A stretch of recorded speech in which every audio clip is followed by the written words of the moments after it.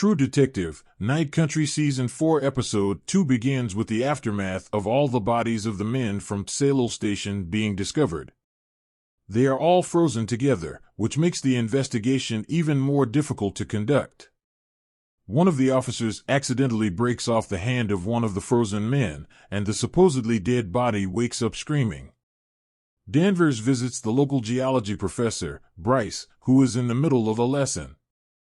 Danvers orders all his students out of the classroom to pick his brain about the purpose of the Tsalo research station.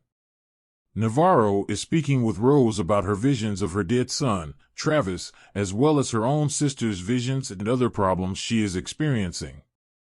Rose is adamant that paranormal activities shouldn't be mixed up with mental health problems. Rose points out an important thing, the spiral marking on the forehead of one of the dead men. Navarro is familiar with it but is stumped over what it all means. Danvers and Bryce continue their discussion about the case. He tells Danvers the men on the Tsalo station were looking to replicate the DNA of an extinct microorganism that could potentially prevent the decay of cells. She asks him to simplify the statement, and basically, they were trying to find a cure for cancer, genetic disorders, and other things. And if they succeeded, it could be a game changer. Danvers asks why it was taking so long. Danvers is interrupted by a call from the station, and she has to go back because Captain Ted Connolly has arrived and wants to take the investigation over to Anchorage. The police station and forensic department are better equipped, but Danvers argues that Connolly was the one who assigned her to Ennis, so it's her case. She cleverly finds a loophole to keep the bodies by stating that the bodies have to be thawed before being moved. Thawing will take 48 hours. Within those 48 hours, she will have to present Connolly with evidence for why he shouldn't move the case to Anchorage. Danvers comes up with the idea to use the local skating rink to thaw the dead men.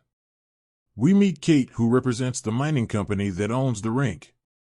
It turns out, Danvers had an affair with her husband, so there's bad blood between them. However, Kate puts her hatred for Danvers aside to assist in the investigation. The bodies are moved to the ice rink, and Peter helps Danvers investigate the case when Navarro turns up, stating she wants to be a part of the investigation.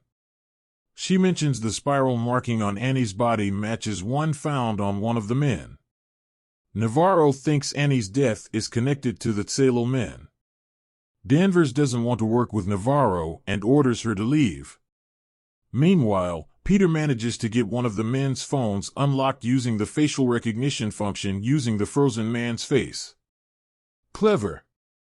Navarro talks to Annie's brother, Ryan, about one of the scientists, Raymond Clark, whose parka is missing, which, if you remember from episode 1, it was discovered Annie was wearing the identical parka. Ryan